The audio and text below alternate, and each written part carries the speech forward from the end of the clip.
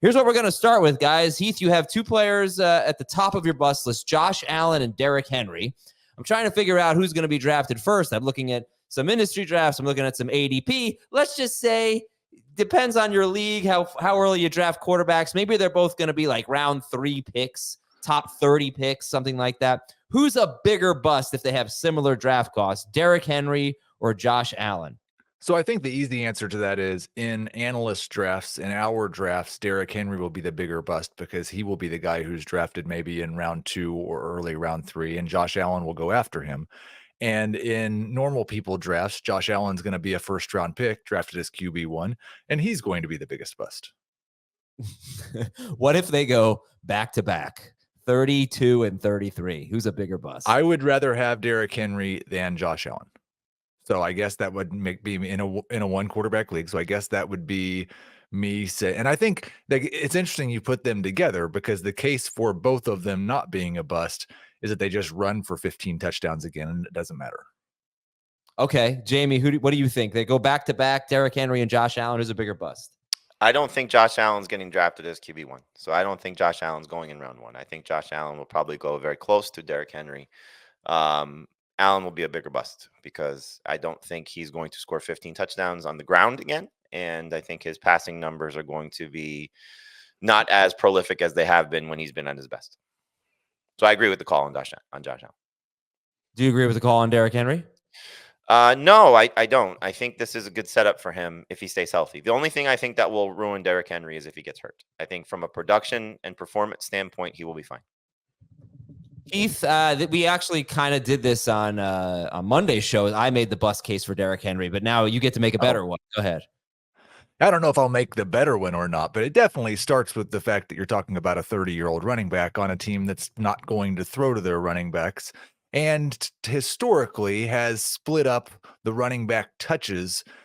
And, oh, yeah, Lamar Jackson's going to take 30% of the team's rush attempts. So I think that we will see a lower number of total rush attempts for Derrick Henry and probably a slight decrease like we saw for most of his career before the last two. He was in the teens in terms of receptions, 18, 19, 18, 15. The last 2 years, 28 and 33. I think that comes back down. And we did see a little bit of a drop off in his efficiency as a rusher last year. I'm not sure that's going to bounce back. Yeah, the one angle that we didn't talk about, Jamie, with Derrick Henry was the splitting of carries. Forget about the Lamar Jackson carries, just the running back carries. As Heath mentioned it, Baltimore has the tendency to do that. I would love to see what the workload would have been for J.K. Dobbins last year if he didn't get hurt in week 1. But what do you think? Do you think there's anyone else that factors in any meaningful way for Baltimore? Meaningful way in terms of 10 touches per game, 15 touches per game? Like, what are we talking about? No, I mean, 15 would be Derrick Henry should be like an 8th round pick if someone else is getting 15. Well, I mean, touches matter in terms of receptions. He's not going to have a lot of catches. I don't know, do you think anyone gets more than 8 touches a game? No. You have Keaton Mitchell coming back from an ACL tear. I'm sure they're going to be careful with him and make sure he's healthy. He may be the running back of the future. He's certainly not going to be the running back of 2024. Justice Hill is kind of proven to be a guy that I don't think will warrant very many touches. It's easy to split up touches when you don't have a player like this. When you have Gus Edwards and J.K. Dobbins and, an aging Mark Ingram. I mean, it's a different story. It's a different conversation. This guy is an aging player, but they didn't bring him in or sign him to, I think, use him in a part-time role. This is still a guy that can get the job done. And the thing that I look at from what we talked about on Monday, and this is where I come out with him, and it's really the only way that I come out with him on this, is that he's stepping into a situation where the guy that was playing there before him, who is not close to the same caliber player, scored 13 rushing touchdowns in this offense, and that's Gus Edwards. And what did Derrick Henry do last year when the team was winning and successful? He was a very productive running back, a very productive fantasy option. This team is going to win more games than they lose. And so, again, if he stays healthy, he should get 15-plus touchdowns. If he doesn't stay healthy, then he's a bust. But that's just the risk you have to take. And that's where I think Keith is 100% accurate. You're taking a chance on a 30-year-old running back. And the history suggests that these guys don't always stay healthy. So I 100% buy into that. You know how I feel about older players. But he's just proven to be an alien. And so that's the thing. It's like every time we write him off, he got the foot injury, he's not going to come back the same. He comes back the same. He comes back just as good. Last year, yes, there was a down year for him. But again, you look at wins or competitive games, he was still among the best fantasy options. So the receptions don't matter to me. Lamar Jackson's rushing doesn't matter to me. It's a matter of, will he score 15 plus touchdowns if he stays healthy? And for me, the answer is yes. So I think the competitive game thing will still remain true. Another habit Baltimore's had is it seems like they win 3 or 4 games a year and Lamar sits halfway through the third quarter. I'd take the over on 8 touches per game if you're talking about Keaton Mitchell plus Justice Hill.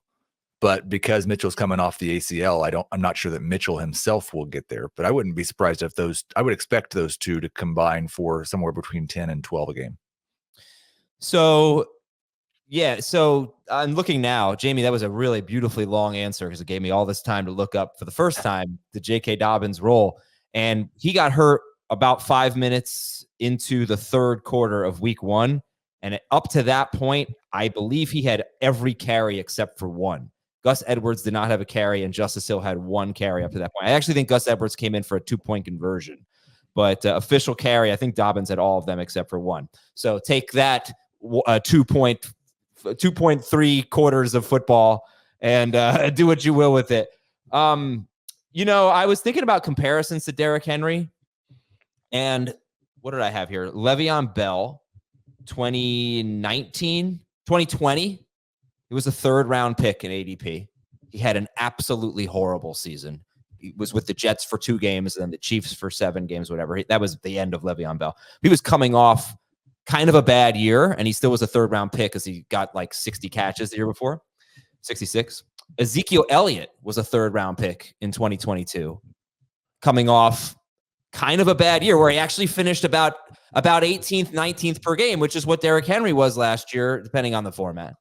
I will say Henry was playing a lot better than those guys were. However, he's also older than they were. They were like 27, 28. He's 30. I don't know. I do get, that's what scares me a little bit. Like, we weren't out on Le'Veon Bell and Ezekiel Elliott because they were legends until they were absolutely horrible. Does that matter? Heath, you buy that comparison at all? I mean, I think I don't know about the specific players because there were some weird things that happened with Le'Veon, obviously, throughout his career. But in terms of the idea of we weren't out on them because they'd been so good before until they were bad, I think that makes sense. The difference is that Henry's another couple of years older than those guys were when that happened. Yeah, but better. That is the other difference. Like, the age is going against him, but he was performing better. Those guys were coming off really concerning seasons. Like, I can't believe we drafted them in the 3rd round. Well, you said that Elliott was like around RB20 per game, like Henry was last year, right? Yes, he was, but he was showing signs of wear and tear and lacking, all the explosiveness was gone pretty much. Derrick Henry's had a rush over 55 yards in like 7 straight seasons. It's crazy. But he was also splitting with Tony Pollard. I guess we didn't know how much the split would be. And here's the thing about Zeke. He scored 12 touchdowns that year, and he still was a bust because that's like all he did. Henry scored 12 touchdowns last year and was a bust. No, he scored 12 touchdowns the following year, like the year. I know. Well, right. But I'm saying it's you can score 12 touchdowns and still be a low end RB2. I mean, Edwards was that last year. I just think that Henry will be a better version of Edwards. Yeah. Let me make sure I have that number right on Zeke. Yeah, he scored 12 touchdowns and he was RB22 overall. Okay. All right. And then I don't know if there's anything else you want to say about Josh Allen. Like, hey, let me ask you this about Josh Allen, because I think the big bust case for him is that he scored 15 rushing touchdowns last year. That's going to come down. But what we never really say is that he seemed to gain what he gained in rushing touchdowns. He lost in passing touchdowns. And could you see that balancing out? Because it's almost like the same amount of total touchdowns 4 years in a row almost. Yeah, I think probably not. We did see actually a decline in the number of rush attempts last year as well, and a decline in the rush efficiency. He was back down around 4.5 yards per carry and 4.5 carries per game. We did see a small decrease in the pass touchdowns.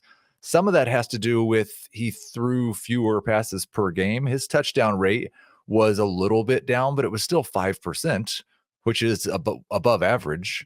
And I have a hard time expecting that his touchdown rate is going to rebound up when I expect his receiving core to be worse.